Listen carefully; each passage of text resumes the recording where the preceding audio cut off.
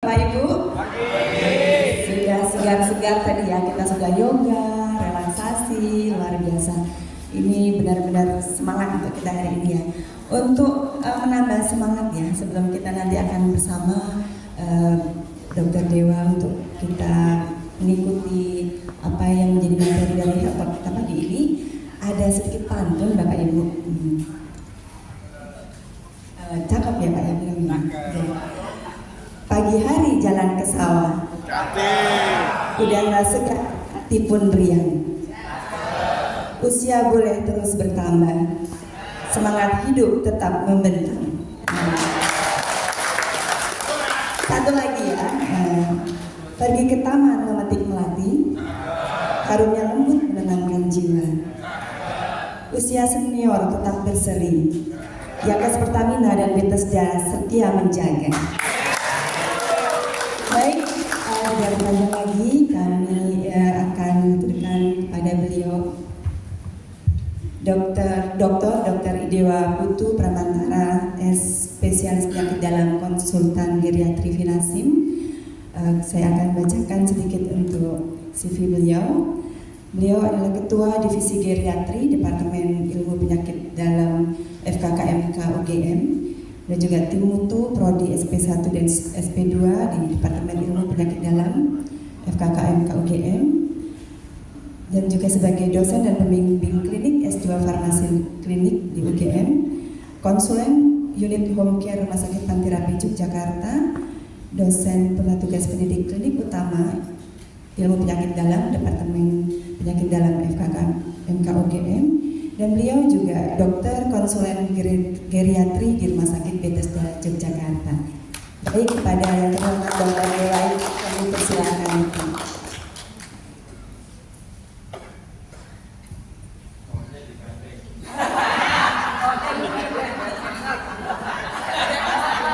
Saya nggak berani.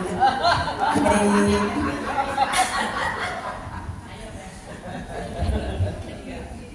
Selamat pagi dokter, kita akan sharing bersama. Pagi ini kita punya temanya adalah mengelola hidup sehat dan berdaya di usia lanjut.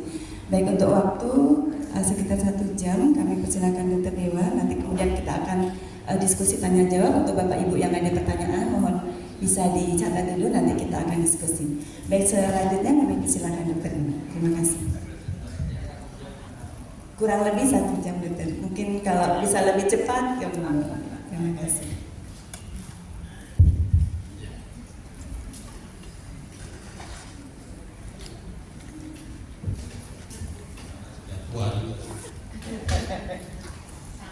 Ya. Assalamualaikum warahmatullahi wabarakatuh. Selamat pagi, salam sejahtera untuk kita semua. Terima kasih atas kesempatan ini.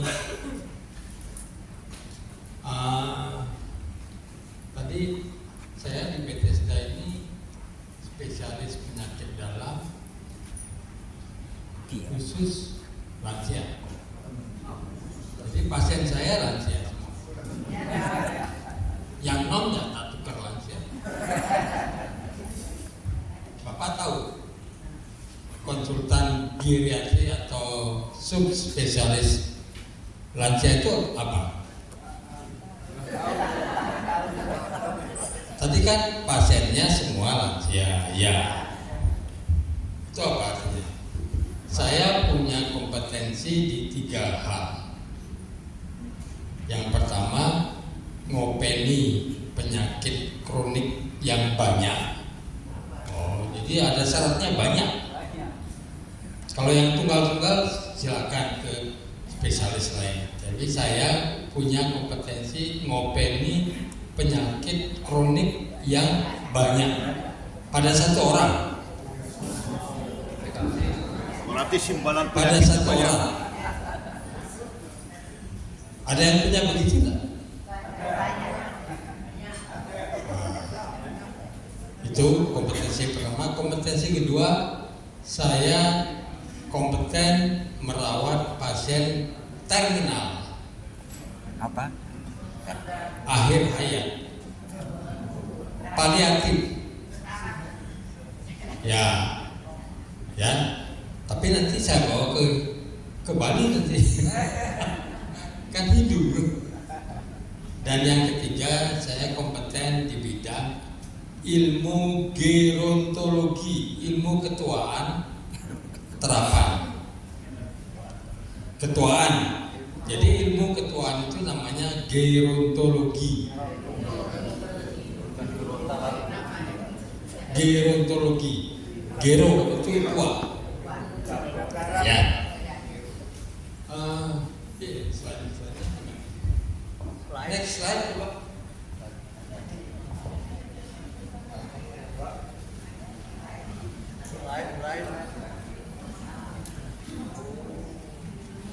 Tua atau ini?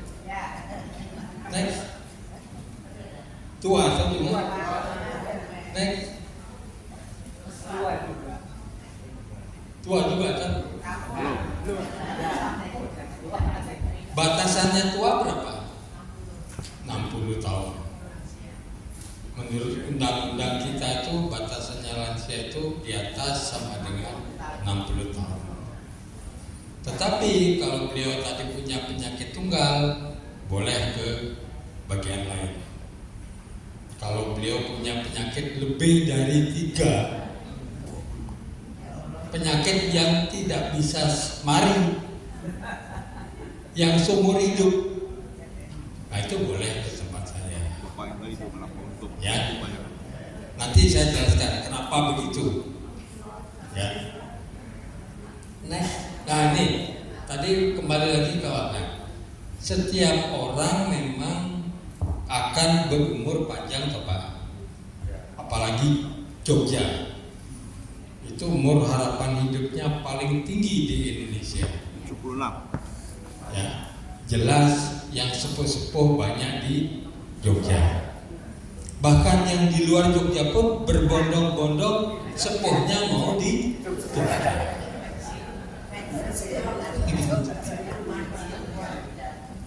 Hanya masalahnya, kuburannya neng dia. Akhir hayatnya yang dipertimbangkan, ya, karena banyak yang sudah penuh. Tapi kami di Bali tidak, karena dibakar. Bedanya di situ.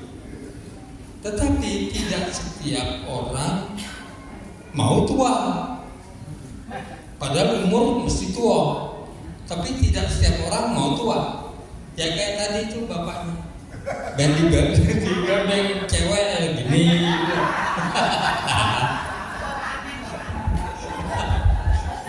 Sudah bisa diganti perempuan gitu kan. Keadaan paksa gitu. Jadi kenapa tidak setiap orang ingin tua? Karena tua dikaitkan dengan jumlah penyakit, banyak obat, seperti itu. Padahal kan tidak.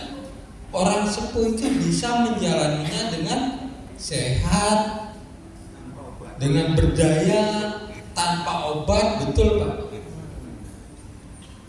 Mulainya dari mana? Supaya menjadi tua yang berdaya, tidak ada penyakit, tanpa obat. Kalau mulai dari umur di atas 60 tahun, telat namanya. Itu harusnya sejak sejak baru lahir malah. Berarti itu saya harapkan Bapak Ibu mendorong cucu-cucunya. Sesuk netwo ojo kerap. Jangan seperti saya loh. Nah, banyak penyakit, banyak obat. Itu didorong. Jadi sejak cucu-cucunya itu harus didorong. Pola hidup sehat, hindari makanan berlebihan, hindari makanan yang fast food, yang banyak kalori, tinggi gula, tinggi lemak, itu dihindari. Tapi kalau lihat kenyataannya, cucu-cucu kita malah kebalikannya, ya kan? Nggak mau makanan tradisional, nggak mau.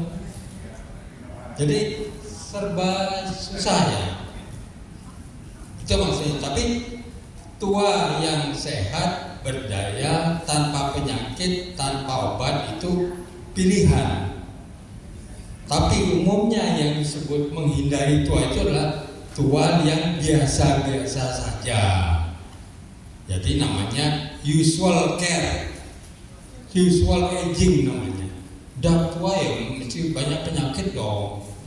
Udah tua ya mesti bolak-balik ke rumah sakit dong. Nah, itu tua yang biasa-biasa saja. Tetapi bisa memperoleh tua yang successful aging, tua yang sukses. Tadi syaratnya adalah sejak awal harusnya. Itu yang menyikapi ini. Sehingga next, ya kalau memang tidak mungkin kita mencapainya seperti tua yang sukses tadi, tolong Tuhan berikan petunjuk mana yang bisa saya obati, mana yang tidak bisa saya obati, dan berikanlah kebijaksanaan pikiran supaya membedakan itu. Kayaknya susah nih. Gini maksudnya, pada orang tua ada gejala-gejala karena kesepuan. Itu bukan penyakit. Diobati apa-apa ya tetap tidak akan bisa hilang, karena terkait dengan kesepuhannya. Contoh, 90 tahun umur, naik tangga, ben orang mengeh-mengeh, sakit betul? Mesti istirahat toh. 2-3 naik istirahat lagi, 2-3 naik istirahat lagi. Itu namanya kesepuhan. Jangan lari ke ahli jantung, nggak ada jantungnya dipoto normal, di USG ya normal. Jangan dikasih obat yang begitu-begitu. Itu yang disebut karena umur, karena aging, karena proses menua. Tidak perlu diobati. Ben orang mengeh, jangan naik tangga. Kan itu dong. Kamarnya jangan di atas, di bawah, isol. Jangan mentang-mentang gitu. Ini dulu, kalian dulu kamar gua. Tapi naik tangga ya mengeh, kecuali ada lift. Minta lift, kalau minta di atas ya minta lift. Gak lift loh. Ragate. Itu yang pertama saya bilang tadi. Jangan berusaha menghilangkan itu, karena sudah sepuh kan Pak. Memang umurnya sudah tua. Yang kedua, kalau ada penyakit-penyakit yang bisa dikontrol, diobati, ya sekuat mungkin diobati, itu maksudnya. Nah, kami yang belajar ilmu gerontologi, yang pasiennya semua tua, tidak mudah membedakan itu. Terus terang tidak mudah membedakan itu. Sampai botak ini juga tidak mudah. Walaupun saya dewa juga tidak mudah membedakan itu. Pengalaman kami loh, udah sekian puluh tahun bergelut di orang tua aja. Ini penyakit apa sih? Kami dibawa ke rumah sakit tidak mau makan. Oh apa itu? Tidak mau makan karena penggalih ya boleh. Tidak mau makan karena kecewa di rumah boleh. Tidak mau makan karena penyakit sesuatu fisik ya bisa. Tidak mudah. Sehingga kami berhadapan dengan pasien lansia itu minimal 15 menit baru ketemu, bahkan setengah jam baru ketemu, karena meripil dulu. Nah to the point itu nggak bisa metode itu, pelan, slow, sehingga pasien saya tidak banyak. Kalau ada orang ahli geriatri bilang pasiennya 100 itu embel, saya nggak percaya Pak. Bagedes. Neng obati ya pasti obat simptomatik aja, menghilangkan gejala. Neng pokoknya udah ketemu. Itu ya. Susahnya lansia itu begitu. Next. Oke, terus. Nah, teman-teman Bapak Ibu sekarang di Jogja ini makin banyak tua, makin banyak. Tapi makin banyak juga yang meninggal. Ya toh? Lebih banyak mana? Meninggal atau yang nambah umur lansia? Lebih banyak yang nambah umur lansia. Gambar yang sebelah kiri itu awalnya yang di sebelah kiri itu adalah balitanya banyak. Nah sekarang kan posyandunya aja balita udah bisa dihitung balitanya. Paling nggak ada 10. Yang banyak lansianya yang banyak. Jadi umur lansia itu makin lama makin banyak sehingga kayak Prambanan, Candi Prambanan. Yang di sebelah kiri Candi Borobudur lama-lama pindah ke Candi Prambanan karena makin sepuh karena yang umurnya balita itu makin sedikit ya. Jadi terus ini kondisi kita ini Pak, bukan luar negeri, ini kondisi Indonesia sekarang udah begitu Pak ya. Sajane ilmu atau ahli macam saya kan masih diperlukan mungkin banyak nih, tetapi kita tidak ada 100 Pak. Hanya 50-an. Bayangkan mau beli lansia se-Indonesia ahlinya hanya 50-an. Aduh, beda ya. Sehingga tugas kami menyebarkan kepada dokter umum di puskesmas. Begini loh caranya. Kalau nggak bisa rujuk ke kami. Jadi bukan mau pilih begitu, tapi harus disebar ke ahli-ahli lain. Oke? Ya. Next slide. Makin semua makin naik ya. Terus Fidel. Jadi anunya mana?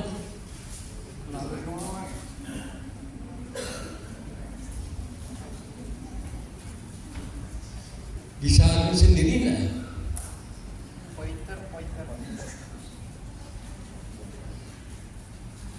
Yang mana maju, mana mundur? Ini. Oh, ini balik ya Pak? Yang bawah maju. Oh ya, yang bawah maju. Oke. Maklum udah sepuh. Maju susah. Ya ini tidak perlu ini. Nah, biasanya harapan hidup itu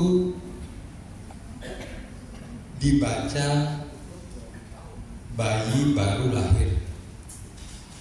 Maksudnya begini, di Jogja harapan hidup penduduk di Jogja itu sekitar 70 tahun.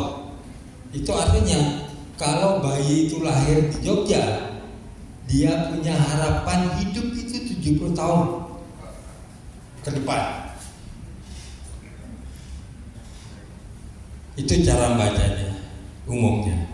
Tetapi di luar negeri cara bacanya lain lagi. Usia harapan hidup kalau orang itu sekarang 60 tahun. Beda itu. Beda. Ini contohnya. Usia harapan hidup kalau umur 60 tahun laki-laki itu berapa ya? 65 ya? 65 ya?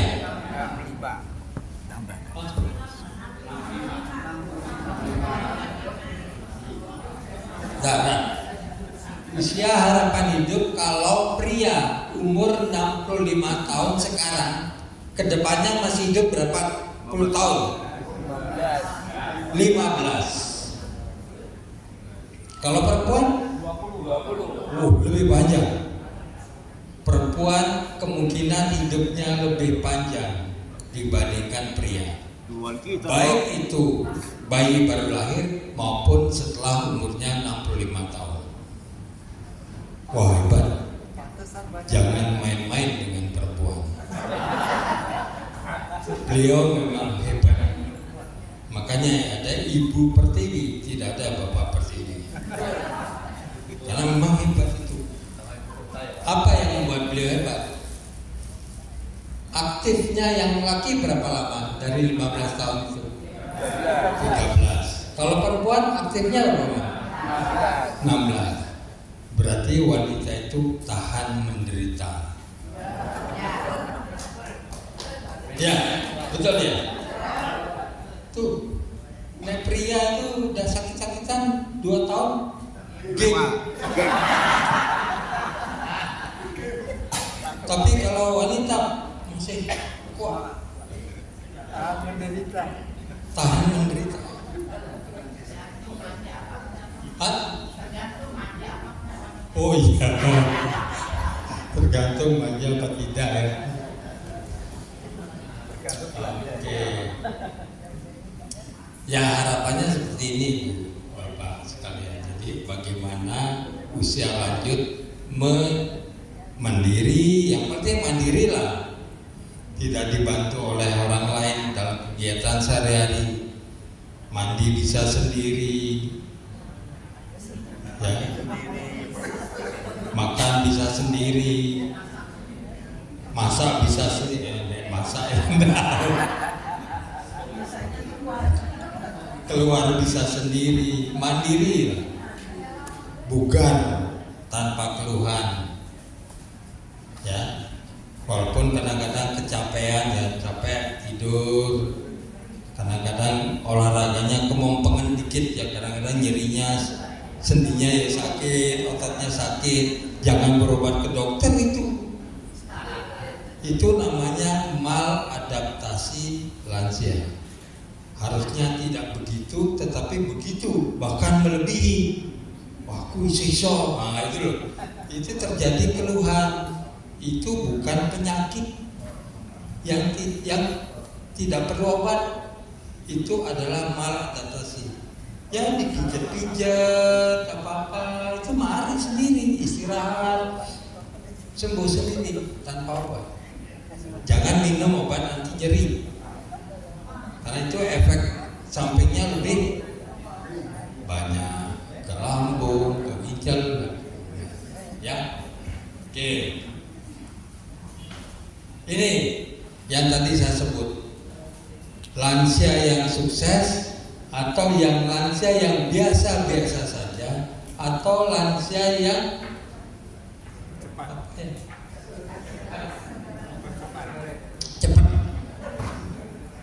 Lansia cepat itu maksudnya cepat matinya itu.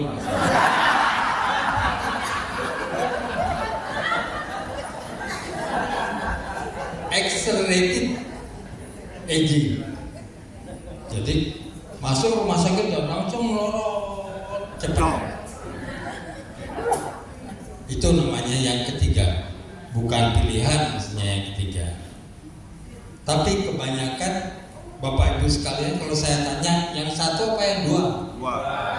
Dua yang kebanyakan. Jadi lansia yang biasa-biasa saja, ya biasa-biasa saja. Sebenarnya harapannya lansia yang sukses, tapi saya kira ada kok di ruangan ini yang sukses itu bisa ngacung, paling tidak merasa bisa ngacung. Ke atas Pak, sini Pak. Ya, ke sini Pak. Kita buktikan benar lansia yang sukses nah ini. Oh merasa ya.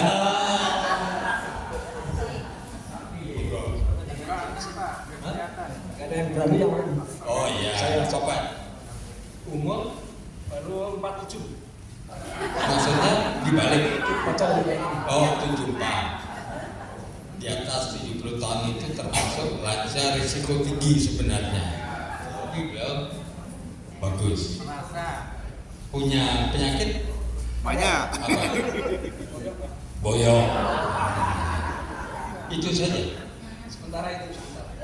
Lain-lain enggak ada. Lumayan. Bagus. Kalau sehari minum obat berapa biji? Tidak ada. Oke, bagus. Ya. Jadi keluhan yang sering itu boyok aja. Koyok ganti. Nah, keluhannya boyok saja apa dengkul lebar? Tidak. Boyok aja. Oke. Di kaki. Kalau apa boyoknya? Enggak, di kaki. Hah? Boyok apa kaki? Nah, iya, keluhannya apa boyok apa kaki? Atau boyok kaki? Kaki. Turun. Kaki. Oh. Kanan kiri. Oh, kiri aja. Oh, jadi boyok menjalar ke kaki kiri. Oh. Tidak minum obat. 74 tahun. Merasa. Tidak merokok. Umurnya 74 tahun. Lifestyle-nya merokok, nah, Tidak. tidak merokok. Ngopi. Tidak. Susu ya. Ungu namanya ungu. Kegiatan sehari-harinya Yang ketumbuk. mandiri ya, berarti ya. Diri. Apa yang dibantu? Yang perlu bantuan orang lain apa? Masak aja. Dan itu tugas ibu-ibu. Masih ibu? Masih punya? Masih. Oh, masih. Satu apa dua, Pak?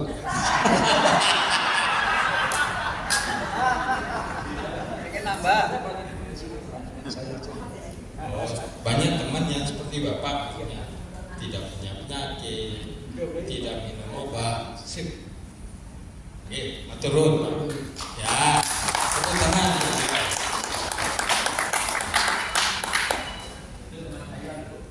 Wah, berarti saya juga. Ya. Itu yang dimaksud successful aging itu. Ya. Oke. Nah, ini tadi kan pokoknya semangat apa wis tua kok semangat.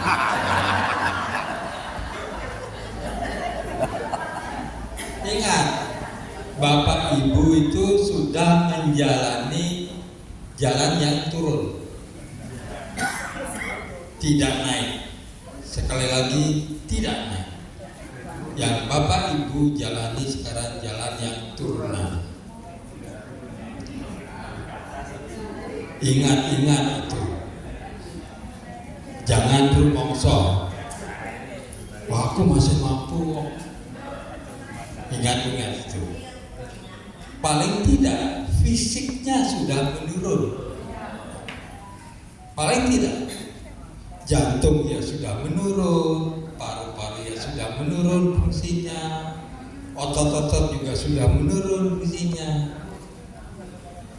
Ya, kalau di YouTube ada orang tua kok iso jempalian, ikan mudanya dia sebagai apa?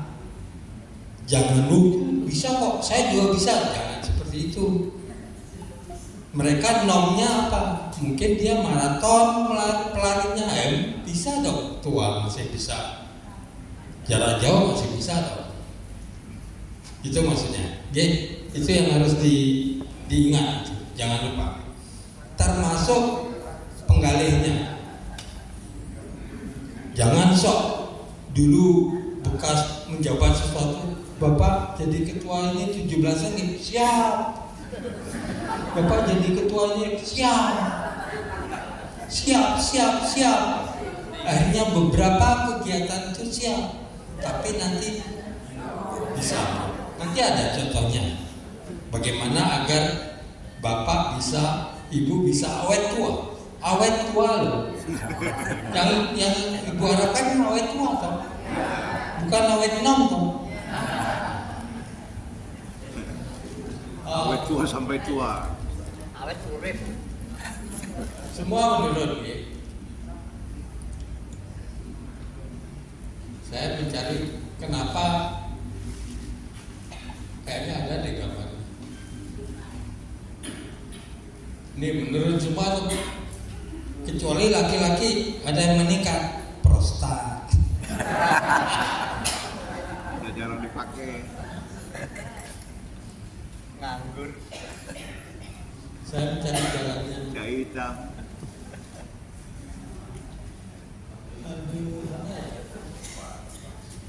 Setelah ketemu jalan ini selesai sudah. Nah ini kalau Bapak Ibu merasa optimis, bisa. Padahal tadi Bapak Ibu sedang menjalani jalan yang sudah turun. Ini turun. Ini optimis. Bisa. Akhirnya ketemu di titik ini. Ketemu sama titik ini. Sak. Itu biasanya ambruk. Saya banyak ketemu pasien begitu. Kemudian waktu awal bagus nih, aktif banget. Tapi lupa bahwa sudah menjalani jalan yang turun. Paling tidak fisiknya turun. Karena semangatnya masih nol, segala tugas diambil yang harusnya Bapak Ibu bisa mendelegasikan ke yang nol, sehingga Bapak Ibu hanya mengawasi aja, ini yang kerja mereka mudah-mudahan. Kalau itu tetap Bapak Ibu ini akan ketemu, ini ambruk.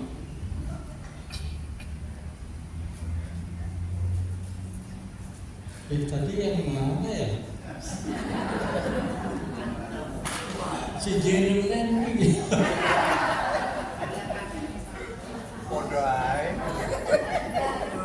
Ini harusnya Bapak Ibu prinsipnya kayak gini. Ini kenyataannya tahu menurut keinginan Ibu harus juga menurun. Itu artinya mana yang bisa didelegasikan ke yang nol, delegasikan aja. Dan ini kamu ya, nanti aku ngawasi aja, nanti aku ngasih saran aja. Sehingga apa? Kalau ini menurun, ini juga menurun. Reserve badan Ibu tetap, walaupun umurnya makin lanjut, reservenya tetap. Itu namanya awet tua. Bukan awet no. Jadi ketemu tahun depan, ajak aja ya. Ketemu lagi tahun depan, tetap aja ya. Ini resepnya ini. Tidak mudah menerapkan ini. Betul nggak? Kayak jangan, aku iso. Aku kan ingin tua tapi masih bisa. Gitu loh. Tidak mudah ini kenyataannya. Memberikan mandat kepada yang lebih muda. Sehingga Bapak hanya nasihat saja, pengawas saja, tidak mudah. Ya, oke. Saya kira udah berapa menit, Pak? Cukup tuh? Masih banyak. Oh, 20 menit. Mungkin lebih banyak tanya jawab, tapi kita lebih enak sebenarnya. Oke. Ini pencegahan nanti bisa diambil ini apa namanya, slide-nya bisa dipelajari di rumah. Jadi saya berusaha ini. Kalau bisa, yang meninggal itu banyak yang tua, jangan yang nol.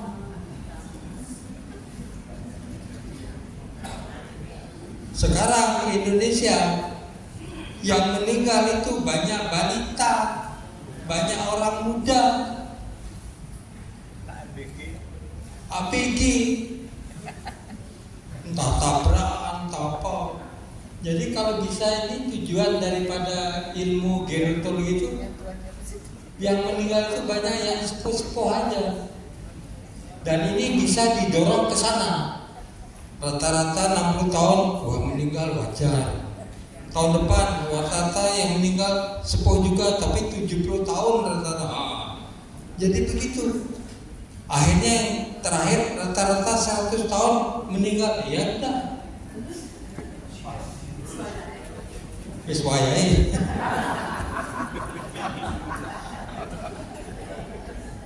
Jadi tugas dari dokter atau Kemenkes itu menekan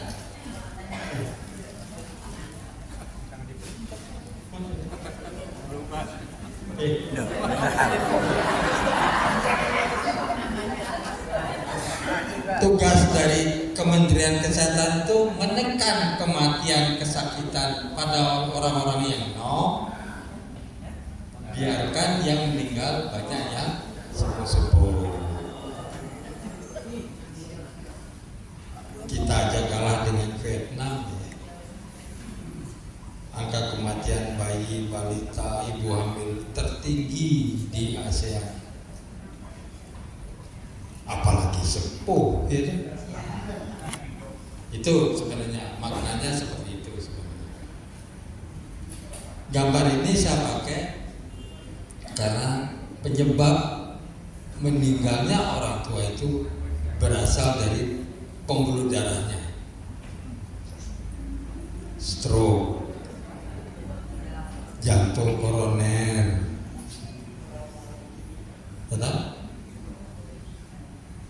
Yang merusak pembuluh darah. Bagaimana agar pembuluh darahnya sehat? Hindari usia lanjut. Wis pacut lansia sekarang. Itu kan karena aging itu menyebabkan pembuluh darahnya memang tidak sehat. Sudah semakin mengeras karena kesepuhannya, ya sudah terima saja. Sehingga umur lansia salah satu faktor independen penyebab penyakit-penyakit yang mematikan tadi. Makanya kalau ya sudah terima saja toh. Kalau Tuhan sudah ilmunya udah begitu ya sudah. Mungkin itu desain Tuhan untuk agar manusia itu tidak hidup berlama-lama gitu maksudnya. Itu desainnya. Kayak Khairil Anwar kan, aku ingin hidup 1000 tahun lagi, ya itu embel namanya. Itu desain Tuhan loh maksudnya, secara alami loh, secara aging itu begitu desain Tuhan. Sehingga mungkin Bapak Ibu pernah mendengar, kok iso stroke, DM, gula orang duwe, hipertensi orang duwe, stres orang, kok iso stroke? Tadi lupa, aging itu adalah merubah pembuluh darah ini. Artinya berlama-lama kita hidup, resiko stroke ya harus diterima gitu maksudnya. Jangan waduh piye nek mati saiki wae enggak bisa. Ya sudah. Bimbel lah ya. Jadi kita harus kita terima. Ya. Oke, terima kasih. Ini kata-kata yang saya tadi cari-cari sudah ketemu. Oke, kita lebih baik bertanya. Saya kembalikan ke moderator. Baik, terima kasih Dr. Dewa. Kita beri tepuk tangan sekali lagi untuk Dr. Dewa. Baik Bapak Ibu, mungkin tadi sudah menyimpan ya beberapa pertanyaan. Sekarang saatnya kita akan diskusi. Monggo dari sebelah kiri maupun kanan, saya silakan.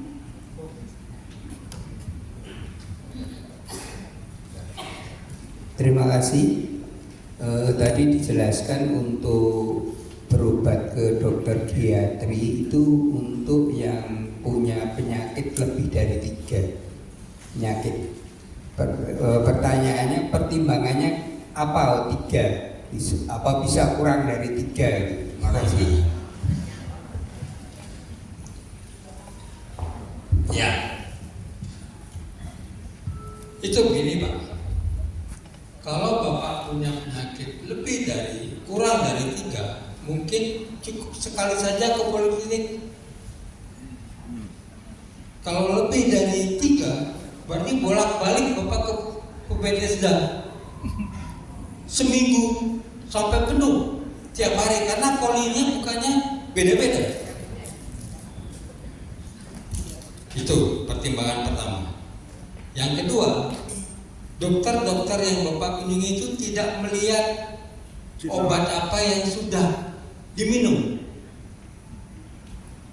Kemarin ke ahli jantung obatnya apa? Kemarin ke ahli paru obatnya apa? Kalau kami ada itu aturan itu.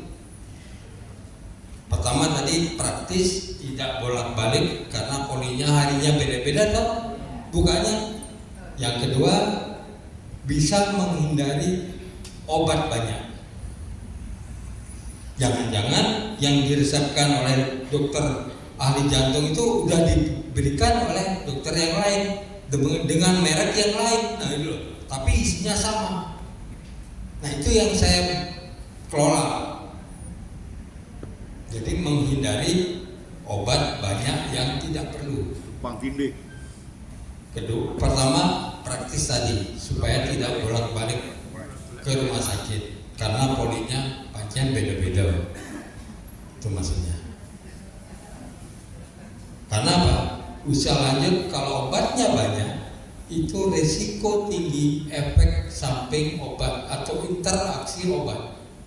Nanti bisa diperjelas oleh Ibu moderator, beliau farmasi. Kadang-kadang lansia itu dapat 20 macam obat sekaligus diminum sehari loh. Ada yang begitu. Nah kami punya kompetensi tadi memanage obat-obat yang banyak itu, mana yang perlu, mana yang tidak perlu, mana yang setengah perlu, mana yang ora perlu. Kami bisa meminum. Oh ini double-double. Oh ini dosisnya diturunkan karena keadaan pasiennya sudah berubah. Seperti itu Pak. Itu alasannya. Sehingga kami tidak mengambil pasien lain.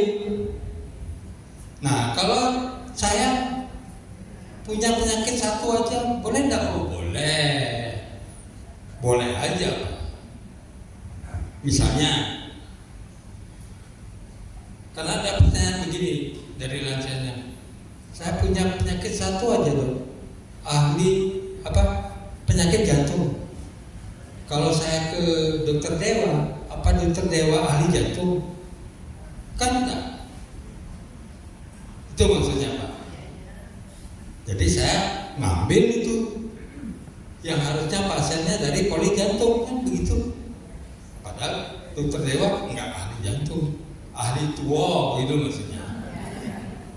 Mau karena mereka sepuhnya gitu maksudnya.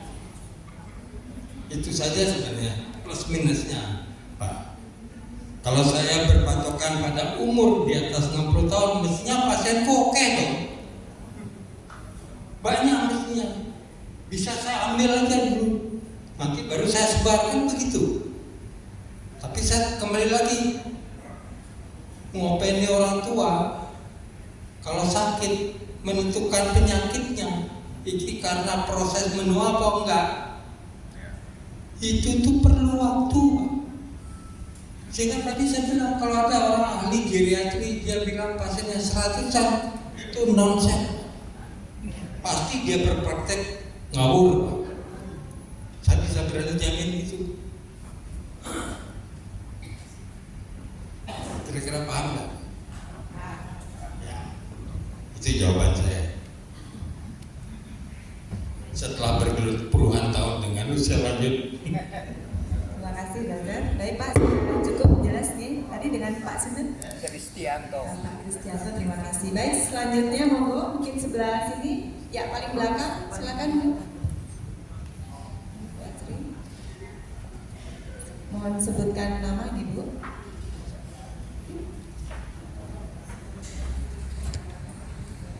Terima kasih untuk kesempatan bertanya. Dok, kan sudah lansia. Terus vitamin D itu sepertinya Dengan siapa Bu? Maaf. oh iya maaf, Nani Widayati. Baik, terima kasih Bu. Silakan Bu. Kan usia udah lansia ya dok. Terus untuk untuk asupan makan itu kan vitamin D-nya sepertinya nggak mencukupin ya dok. Terus batas aman tuh kalau mau mengkonsumsi suplemen vitamin D kira-kira yang berapa IU Pak dok? Terus lagi dok, kalau malam mengkonsumsi warfarin vitamin D-nya diminum pagi apakah boleh? Terima kasih dok.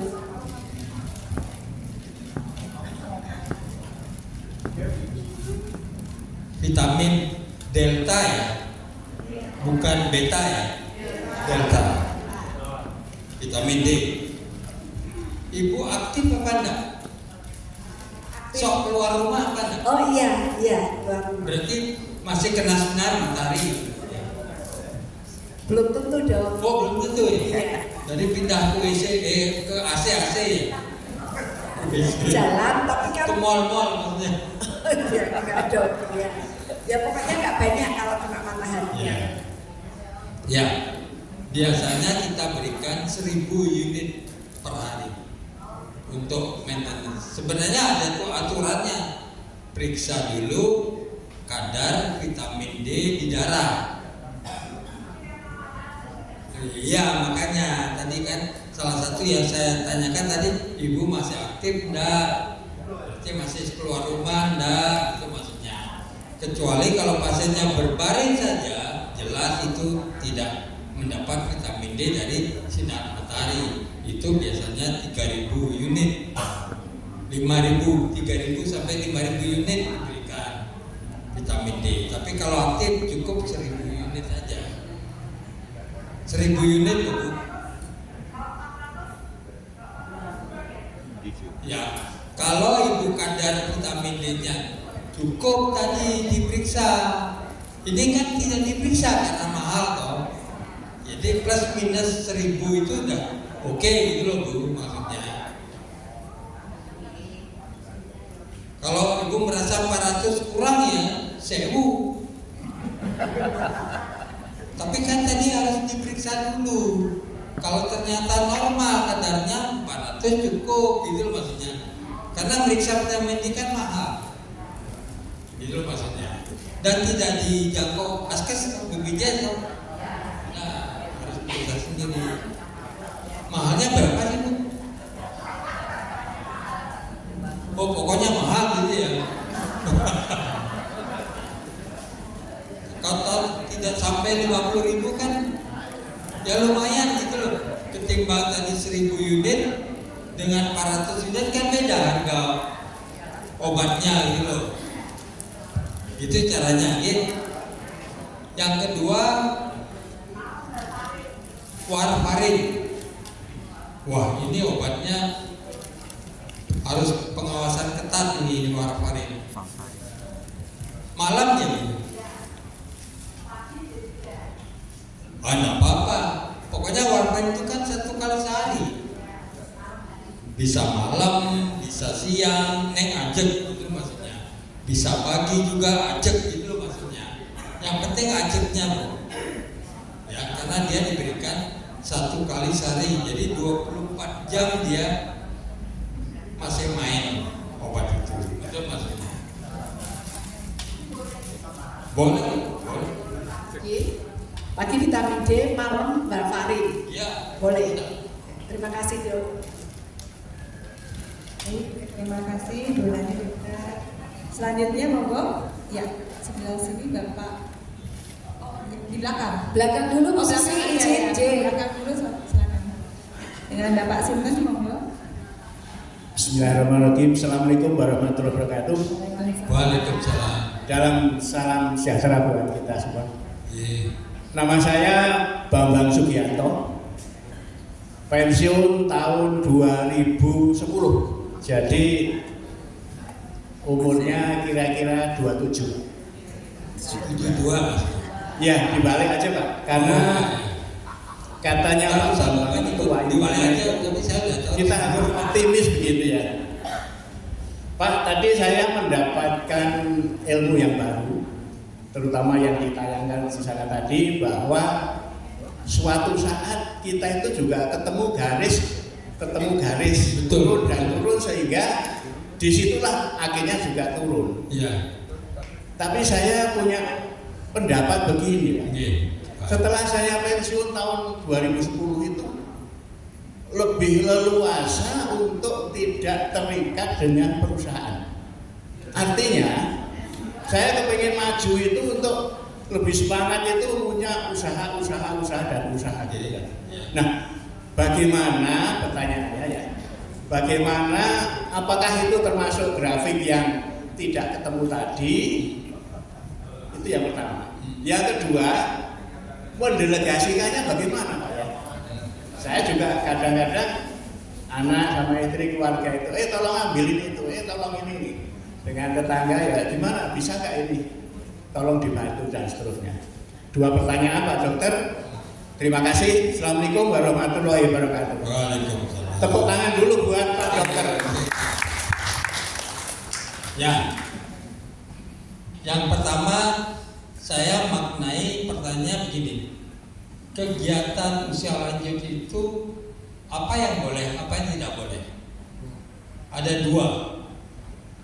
Apakah kegiatan itu pengisi waktu luang, leisure activity, pengisi waktu luang Pak, ketimbang orang gawean itu maksudnya.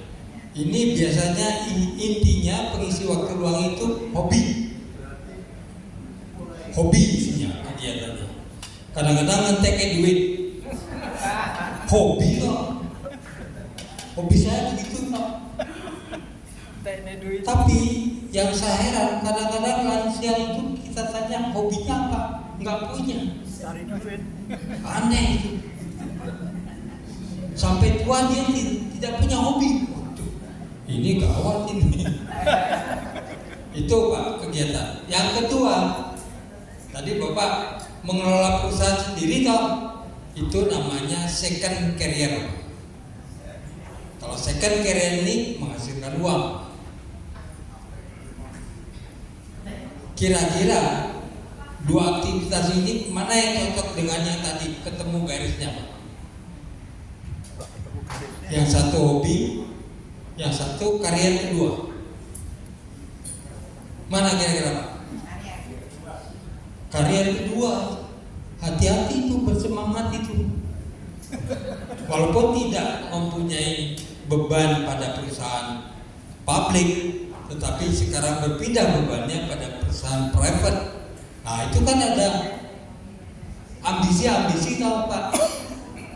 Berarti hindari yang grafik yang kedua tadi Pak.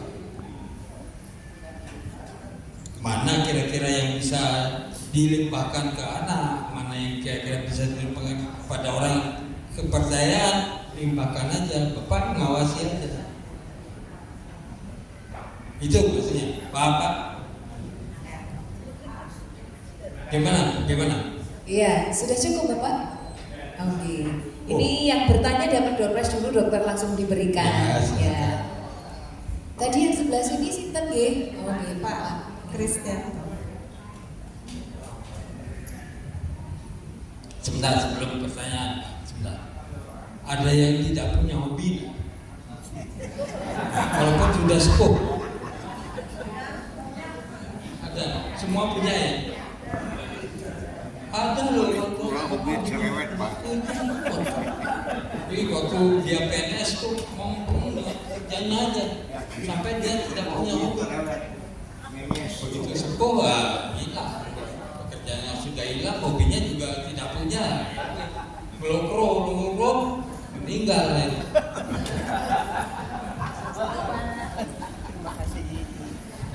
Silakan Pak. Assalamualaikum warahmatullahi wabarakatuh. Waalaikumsalam. Nama saya Wahyudi Sulaksono. Umurnya baru 80 plus. Ya. old age old, tua banget. Alhamdulillah. Tapi penyakitnya bermacam-macam. Obat yang saya minum banyak. Di antaranya obat jantung, obat ginjal, hipertensi, kolesterol, saraf, ya. Kemudian kalau kebetulan ada sakit yang beda seperti sekarang gigi lagi ada obat. Ini yang saya tanyakan, dari obat-obat tersebut apa yang tidak boleh dibayangkan minumnya? Apa yang tidak boleh dibarengkan? Ya. Mungkin itu saja. Oke. Terima kasih. Berapa macam Pak jadinya semua? 10? Enggak sampai 20? Oh 7. 7 kali. Bapak tahu macamnya enggak? Macamnya apa itu? 7 itu? Obat jantung, Nah itu kan obat jantung tapi macamnya. clopidogrel, Clopidogrel, Aspilet, enggak Aspilet, Amlodipin, Dibodrek aja. obat intinya kandisartan. Sanisata, Ya. Bisoprolol, enggak. Kayaknya enggak. Ya. Kadang-kadang orang tua begitu Pak. Obatnya 8. Apa saja semua? Nggak tahu. Ya. Pokoknya ada 8 itu kami minum semua gitu maksudnya. Harusnya tahu artinya. Terus obat ini boleh enggak Pak Dokter resepin? Apa itu namanya? Pokoknya putih warnanya. Waduh. Banyak obat yang putih warnanya. Jadi kadang-kadang kalau kita mau membantu itu apa ya putih itu? Jadi harus tahu isinya. Oke gini Pak. Jadi ini termasuk lansia biasa ya, yang usual aging ya, lansia yang biasa-biasa saja. Sampai berumur 80 tahun, wah itu hebat. Punya penyakit banyak, tapi bisa bertahan umur 80 tahun karena rutin berobatnya dan rutin minum obatnya. Ke 6 atau 7 obat tadi Bapak cara minumnya gimana? Semua pagi apa gimana? Kenyataannya? Ada pagi, ada siang saja, ada yang malam. Ya. Yang banyak pagi sama malam. Kalau siang dikit. Semua 1 kali sehari kan? Semua obat itu 1 kali sehari kan? Ada yang 2 kali sehari. Yang pagi sama malam itu rata-rata 2 kali sehari. 2 kali sehari. Bapak takut ginjalnya enggak? Karena obat itu. Alhamdulillah sampai sekarang baik.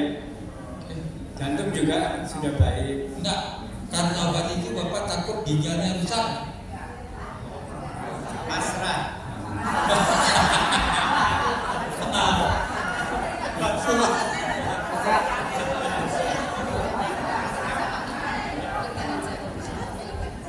Begini Bapak Ibu, ada poin penting minum obat. Dan ini biasanya digembar-gemborkan oleh orang lain yang tidak paham.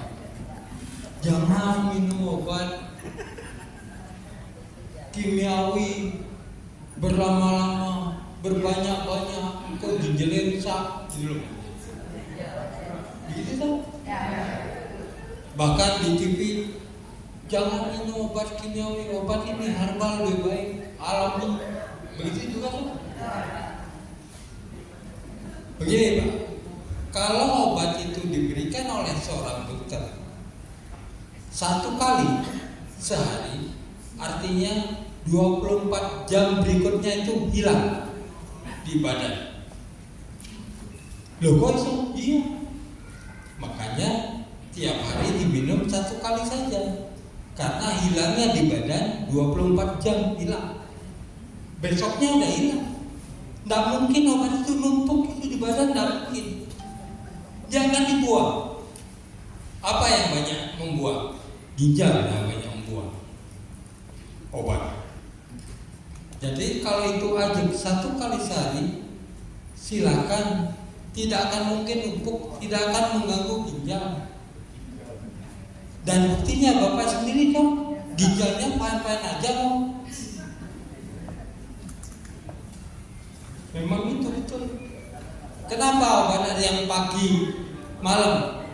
Karena 12 jam dia hilang di badan, sehingga diberikan lagi sore hari atau malam hari, supaya dia besoknya baru hilang, diberikan lagi. Itu 2 kali sehari. Ya, pokoknya itu aja. Diikuti aturan dokternya ini Pak. Jangan yang 1 kali Bapak minum 2 kali, 3 kali, jangan. Itu overdosis namanya. Itu bisa, kalau dia hipertensi bisa ngedrop. Kalau dia obat gula bisa ngedrop juga. Seperti itu Pak. Pokoknya ikuti aja. Kalau 1 kali sehari, pagi misalnya pagi saja. Kalau lupa pagi, siang boleh. Jangan lupa pagi, terus malam diminum, terus besoknya pagi lagi. Nah, berarti kan belum 24 jam itu. Itu akan menyebabkan efek obat itu menjadi lebih banyak pengaruhnya. Itu aja. Mana yang obat yang bisa dicampur? Mungkin ini penjelasan dari Ibu Moderator karena beliau apoteker. Silakan ditambahkan. Baik, terima kasih Dr. Dewa. Maaf dengan Bapak Pak Wahyu. Tadi yang ditanyakan dokter kan memang obatnya apa saja, itu yang penting. Jadi kita harus tahu nama obatnya. Nah, jadi kalau sudah tahu nama obatnya, kita akan bisa mengidentifikasi. Jadi seperti tadi ada kandesantan dan amlodipin ya dok ya. Itu biasanya kita pisah ya dok ya. Jadi ada beberapa obat yang dia kalau diminum malam mungkin akan menyebabkan merupakan cairan ya dok ya, itu kita sarankan untuk diminum pagi. Jadi biasanya di amlodipin ya dok ya, amlodipin diminum pagi, kandesantannya diminum sore, itu sama-sama 1 kali sehari sehingga dia dipisah. Nah itu salah satu contohnya Pak. Nanti kalau karena obatnya Bapak banyak, nanti bisa kami bantu. Yang penting kita bisa tahu dulu Pak nama obatnya. Tadi kan baru 3 yang diketahui ya, clopidogrel, kandesantan, amlodipin. Nah, mungkin memang harus tahu yang lain dulu Pak, jadi kita bisa tahu. Amlodipin nggak ada. Oh ya, berarti 1 kali nih bisa di sini saja. 1 macam 1. Ya. Ya, baik Pak, nanti dengan kami bisa kita cek ya Pak ya, atau di apoteker di tempat Pak. Terima kasih Pak Wahyudi. Oke. Ada tambahan? Satu hal lagi yang saya sampaikan. Kalau Bapak Ibu dikasih obat, tolong dilihat reaksinya.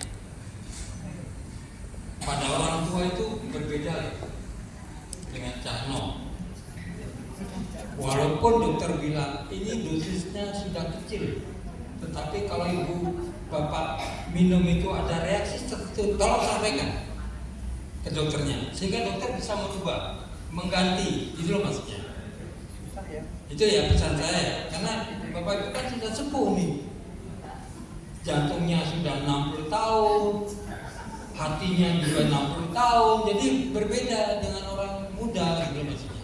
Dan itu reaksi obat itu sangat berpengaruh pada individu. Kenapa?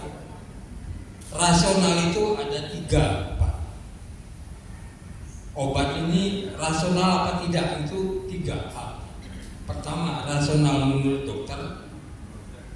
kedua rasional menurut apoteker, dan yang ketiga rasional menurut pasien. Yang menurut pasiennya tidak bisa diubah-ubah. Apoteker, dokter nggak bisa dia bilang apa-apa.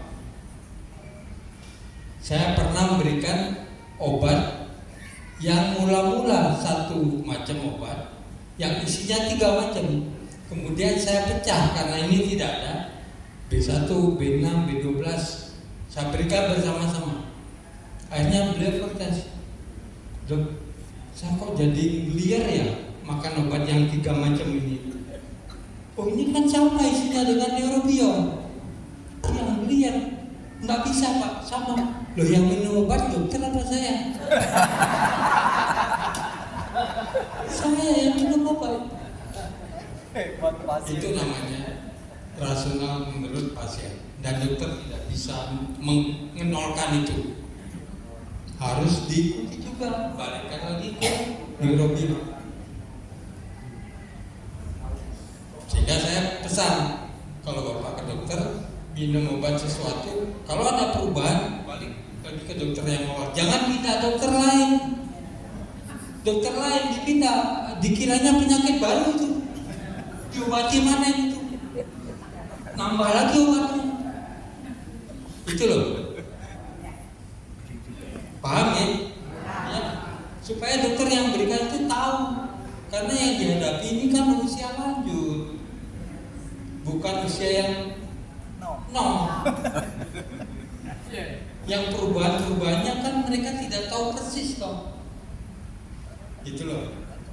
Dan saya banyak belajar di situ. Walaupun ada petunjuk umum, mulailah dosis yang rendah. Iya, tapi kan itu roso. Bab roso itu kan yang tahu pasiennya. Jangan dinolkan. Kalau dinolkan, jangan tidak jadi dokter lain. Baik, terima kasih. Ada pertanyaan dari Pak. Kita ke mana? Nama saya untuk ini dia nggak mau lepas, coba bayangin aja. Yang dimaksud dengan perubahan reaksional itu yang macam mana? Sebagai contoh, saya dapat obat kolesterol 10 mg, 5 mg, terus 10 mg berikutnya. Itu yang maksudnya reaksional, yang mana ada perubahan?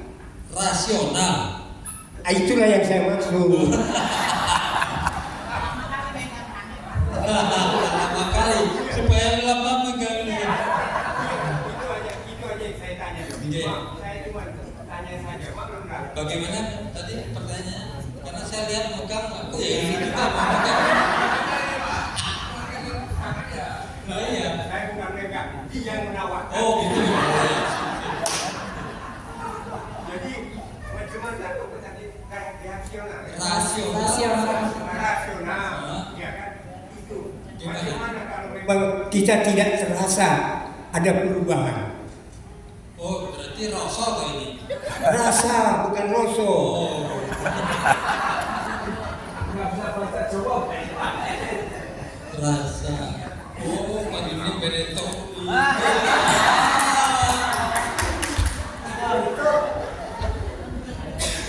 Dia ini kok dikei ya? Minta betul. Rasa. Bab rasa. Ini orang itu yang bersangkutan setelah minum obat itu rasanya ada perubahan apa? Jadi bahan atau apa? Iya, rasa. Pokoknya rasa. Biasanya kalau saya memberikan obat, dia balik lagi. Bagaimana dengan obat yang kemarin? Ada perubahan enggak? Rasa. Enggak dok, berarti cocok. Kalau kok jadi saya gemetaran ya, ini enggak cocok obat itu. Itu penting ya, itu tolong disampaikan ke dokter. Manakala Bapak Ibu mengalami perubahan rasa, rosok pada obat yang baru diberikan oleh dokter. Sehingga dokternya supaya tahu juga gitu maksudnya. Kata ya, sip. Sehingga ada Dok? Lagi. Ya. Satu lagi ya, Bu Susi. Satu lagi, ya, silakan. Sebutkan namanya ya Pak. Dengan Bapak siapa? Saya Christian. Sugeng siang dokter berkata.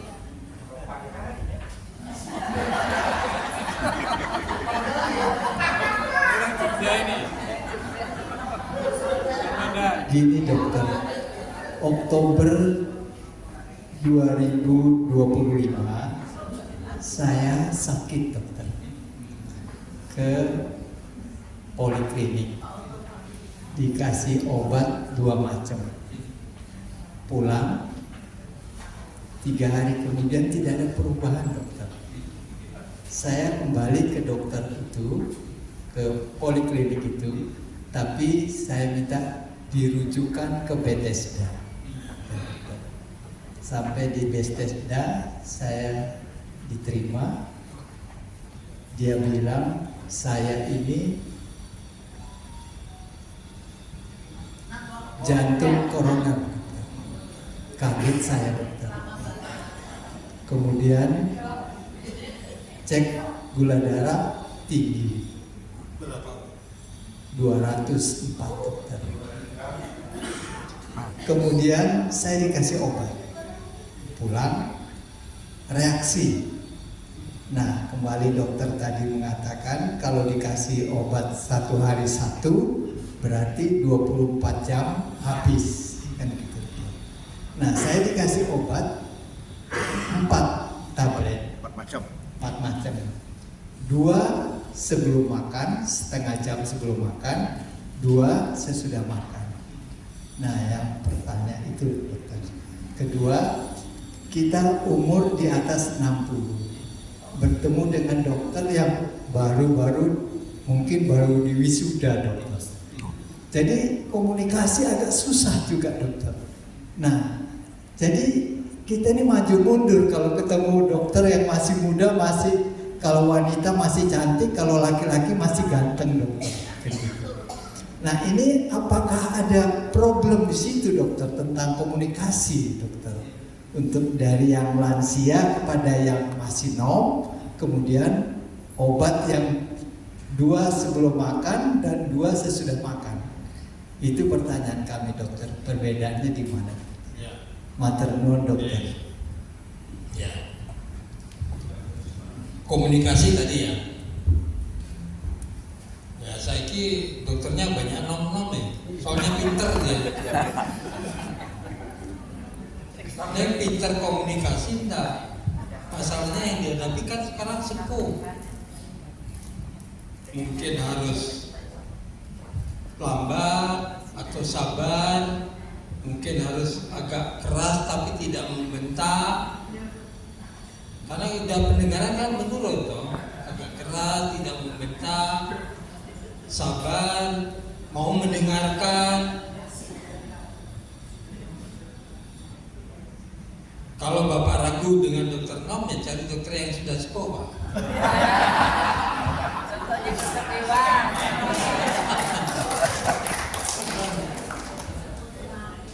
Yang paham dengan tadi kesepuhan orang itu maksudnya. Jadi kalau kami tidak kemudian pelan gitu loh. Itu yang pertama, komunikasi penting. Kadang-kadang obat yang diberikan itu salah komunikasi menjadi bahaya, fatal. Saya jamin contoh dokter dulu kan begitu Pak, karena pasiennya kan banyak, dokternya masih sedikit. Itu yang dokter berikan itu obat apa? Enggak usah tanya macam-macam, obat ini dimakan ini pasti sembuh. Tahu yang dimakan resepnya, karena dokternya bilang enggak usah ini aja dimakan ini sembuh. Maksudnya kertas tadi ditukar jadi obat itu. Ini aja dimakan resepnya. Itu dulu dokternya, karena dokternya kan sedikit dulu, pasiennya banyak gitu maksudnya. Pasiennya masih itu dokter. Iya, begitu Pak. Yang kedua, sebelum makan dan sesudah makan, umumnya masyarakat taunya kalau minum obat sesudah makan. Nanti diperjelas oleh beliau mana obat-obat yang bagus sebelum makan, mana yang seharusnya minum sebelum makan dan mana yang sesudah makan. Dan mana yang bersama makan, malah bersama makan itu. Ya, mungkin saya serahkan ke beliau aja deh. Mana tuh obat-obatnya bagus, pengaruhnya sebelum makan, sesudah makan. Melengkapi Guru Dewa. Jadi kalau beberapa obat yang memang harus sebelum makan itu biasanya memang dia bekerjanya adalah yang langsung mengenai di asam lambung. Jadi untuk obat-obat yang mau menetralkan asam lambung perlu diberikan 1 jam sebelum makan. Nah untuk obat-obat yang harus misalnya bersama makan tadi disampaikan dokter, karena dia bekerjanya pada proses di pencernaan seperti obat beberapa obat ya dok ya yang harus misalnya yang isinya pioglitazone, jadi itu memang bekerja pada saat mencerna seperti itu. Jadi kita makan 1-2 sendok kemudian minum obat baru lanjut makan. Jadi durasi makan selama makan. Nah kalau yang sesudah makan itu biasanya dia memang kalau dia diberikan sebelum makan atau belum lambungnya masih kosong, dia ada proses yang tidak nyaman nanti di perut, membuat kita tidak nyaman sehingga harus sesudah makan. Sebagian besar memang banyak yang sesudah makan. Sehingga kalau kita ada di etiket obat ya Bapak Ibu, itu dituliskan ada setengah jam sebelum makan, ada segera sebelum makan.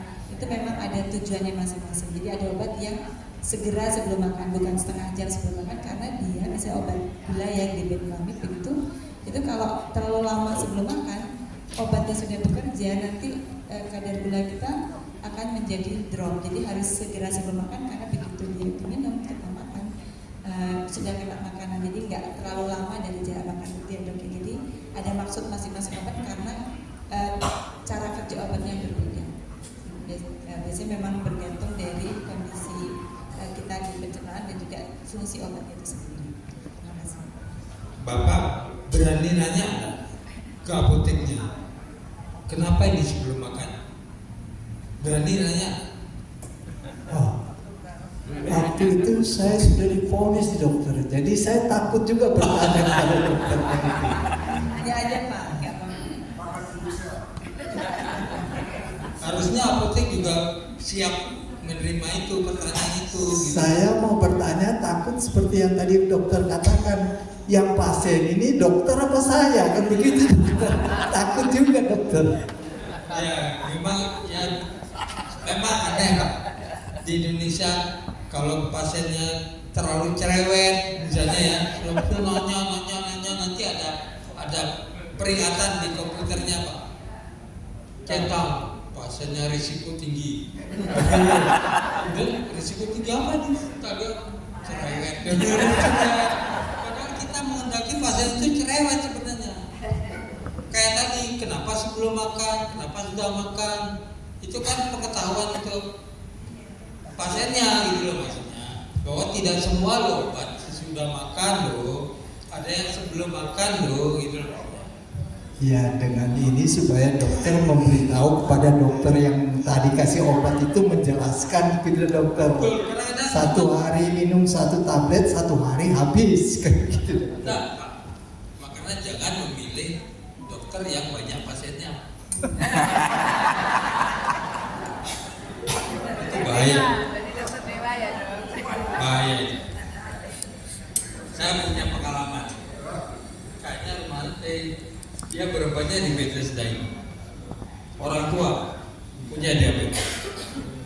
Diberitahu sudah betul obatnya, diberitahu ini sebelum makan ya. Kalau saya begitu ketemu pasien itu, pengalaman pasien itu, saya bilang begini, ini sebelum makan, tapi makanan sudah siap di meja. Harus sudah siap. Sebelum makan iya, tapi makanan sudah siap di meja. Karena apa? 15-30 menit sebelum makan.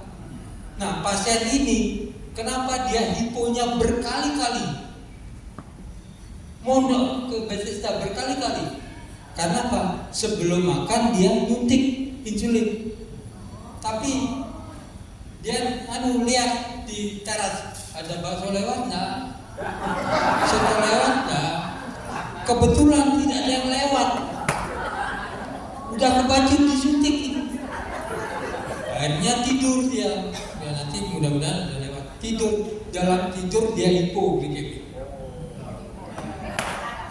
Itu saya bisa bilang kenapa harus cempak di meja, karena itu udah pengalaman begitu. Kalau bagi dokter, guru itu adalah pasien. Guru itu pasien loh. Dia bisa berubah perilaku dokternya kan gara-gara pasien tahu pengalaman. Sejak itu saya bilang tidak. Ini sebelum makan, bukan kata-kata sebelum makan aja loh. Saya tekankan lagi tuh. Harus sudah siap loh, yang dimakan di meja itu harus sudah siap. Kalau belum siap ya jangan dulu makan. Siapkan dulu, baru makan sebelum makan. Itu terkait dengan tadi sebelum makan sudah makan. Ya, oke. Baik, kita lanjutkan. Dua pertanyaan lagi nih, Bapak. Oh, dua pertanyaan. Silakan Ibu dengan nama siapa? Selamat siang dokter, yang kami tanyain penyakit bapak-bapak yang disebut dokter tadi prostat. Karena kami orang awam, kami tidak tahu dokter kalau penyakit prostat itu bisa berulang. Kemarin suami saya sudah operasi di RSPP 10 tahun yang lalu. Tahun 2024 kambuh lagi, berarti operasi lagi. Sesudah itu tidak ada obat yang diminum. Cara apa yang harus kita rawat untuk tidak berulang lagi untuk suami saya, dokter? Terima kasih. Operasi itu maksudnya dikerok? Iya dokter. Jadi sudah operasi 2 kali. Kami takut kalau kambuh lagi, cara apa yang harus kami antisipasi biar tidak kambuh lagi, dokter? Terima kasih. Terima kasih Bu. Dengan Bu siapa? Ibu Sarda. Bu Sarda. Ya, terima kasih. Monggo dokter. Kalau dokter-dokter yang dulu sebelum tahu teknologi kerok itu diambil prostatnya, dia tidak akan mungkin besar lagi ya diambil. Tapi sekarang dengan metode yang terbaru dan tidak begitu menyakitkan dan tidak membius total. Kalau dulu kan dibius total baru diambil. Nah sekarang kan tidak, lebih santai. Biusnya di sini loh. Hanya ini aja yang terasa. Bapak ibu, bapak bukan ibu, itu kan tidak punya prostat. Bapak bisa melihat film, tapi di dokternya sambil ngerok gitu. Jadi yang menyebabkan kumat itu kerokan tadi. Bisa menyebabkan dia struktur. Jadi ada jaringan sikatrik namanya, bekas kerokannya itu menyempit. Atau yang dikerok itu tumbuh lagi. Sangat mungkin. Itu yang menyebabkan terjadinya kenapa operasinya bisa berkali-kali. Itu. Atau waktu kerokan itu gimana sih? Kan saya tidak tahu. Bagian mana, seberapa banyak yang dikerokkan juga tidak tahu. Jadi ada beberapa hal yang perlu diperhatikan seperti itu. Nah, obat kalau terkait agar tidak kambuh tidak itu ada namanya obat-obat yang mengecilkan prostat. Tapi sekali lagi prostat itu membesarnya bisa bagian luar, bisa bagian tengah, di sekitar saluran kemih itu loh. Itu menekan itu yang menyebabkan keluhan. Kalau yang di luar nggak menyebabkan keluhan. Ini tipe yang mana? Mungkin tanya ke dokter urologi. Urologinya Bu. Tapi kalau obat ada memang. Masuk BPJS itu obat. Duta steril namanya.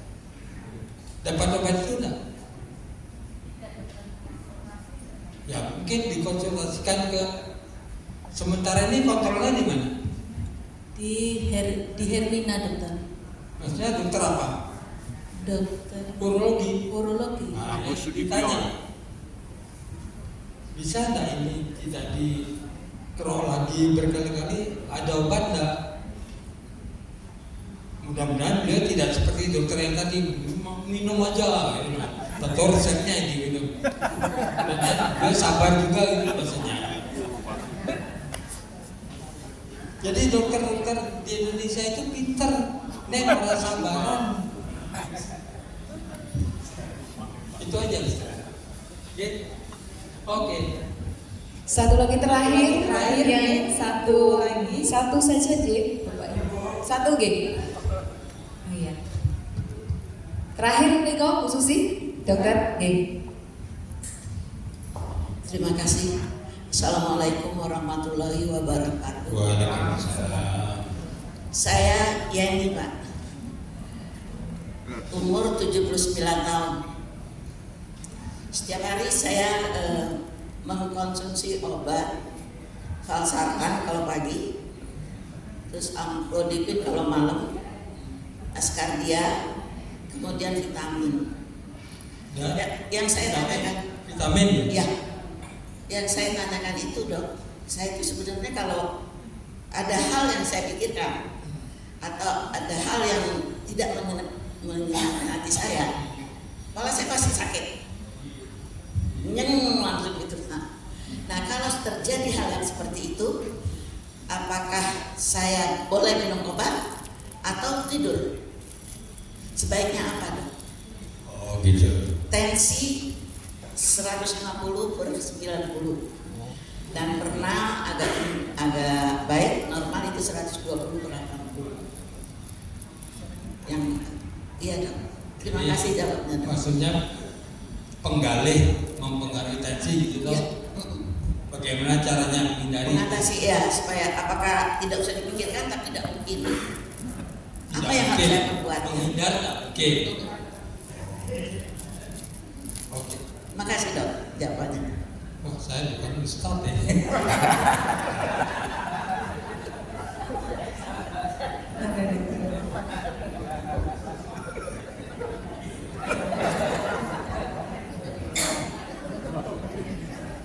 Iya, memang karena kita kan tidak bisa menghindari, apalagi itu berhadapan dengan kita tiap hari, apalagi itu yang membantu kita hidup gitu kan, tidak bisa kita menghindari. Manajemen stres, namanya manajemen stres. Tadi beliau bilang apakah perlu obat itu saya minum lagi, padahal itu kan 1 kali sehari. Kalau 1 kali sehari ibu minum obat lagi, berarti kan obatnya berlebihan. Ya kan? Kalau obatnya berlebihan, mungkin tensinya nanti bisa ngedrop. Kan gitu toh. Jadi bukan sebuah jalan. Minum obat lagi itu tidak boleh. Nah, berarti saya solusinya begini. Pikiran ibu itu apa? Rahasia. Oh, berarti caranya juga rahasia.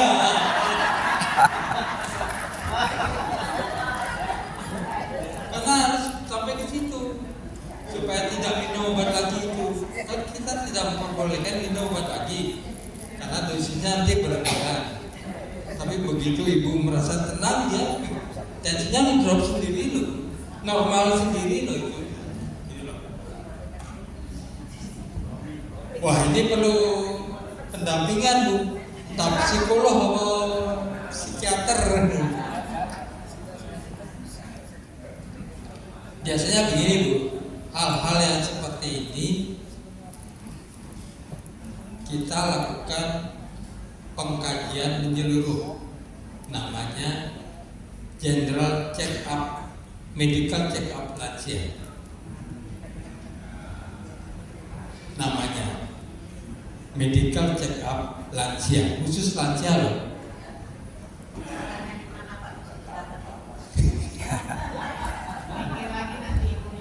Di sini tuh nggak jalan-jalan nih, iya, check up lansia itu dari awal sudah kita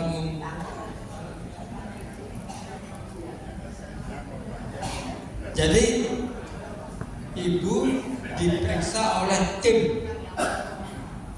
Di situ ada psikolognya, di situ ada psikiaternya, di situ ada penyakit dalamnya, di situ ada ahli gizinya, di situ ada social medik workernya, ada spiritualnya. Ini loh Bu, namanya saya bungkus sebagai medical check up lansia, tapi di sini belum jalan Bu.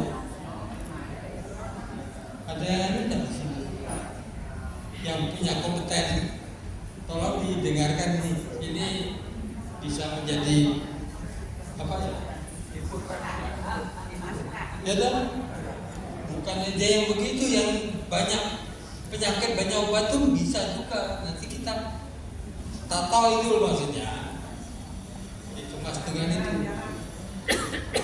Jadi saya tidak bisa memberikan jawaban Bu, karena harus menukik tadi masalahnya apa, bentuknya apa begitu. Kalau masalahnya di rumah, jalan-jalan ke rumah lagi, ketemu lagi.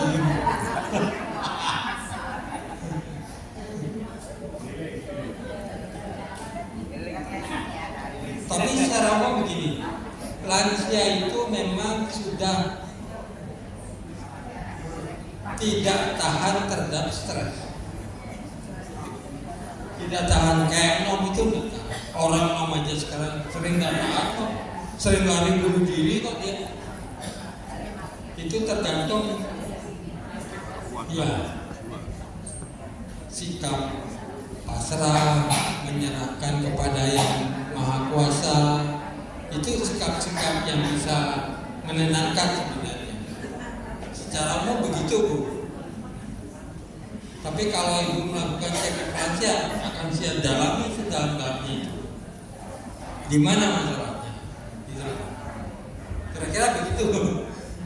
Maaf, tak bisa memberikan jawaban yang memuaskan, tapi kira-kira begitu. Baik, terima kasih Dr. Dewa. Baik Ibu, Bapak Ibu semua, tadi adalah diskusi kita cukup banyak ya. Mohon maaf ini tidak semua bisa ditanyakan. Mungkin nanti suatu saat ya kita bisa diskusi di lain waktu. Untuk mengakhiri sesi tanya jawab pada siang hari ini tadi seru ya Dok ya. Semangat Bapak Ibu semuanya, penuh tawa. Kita akhiri dengan pantun lagi ya Bapak Ibu. Sudah siang. Beli kue di Kota Baru. Kue legit rasanya nikmat. Lansia sehat ceria selalu. Tawa hangat membawa semangat. Jadi kalau begini ya, healing tadi ya Bu ya, ada healing, kemudian kita banyak wawasan juga dengan pengetahuan, dengan informasi yang disampaikan dokter. Ini membawa kita menjadi terus bersemangat dan mudah-mudahan kita semua tetap sehat.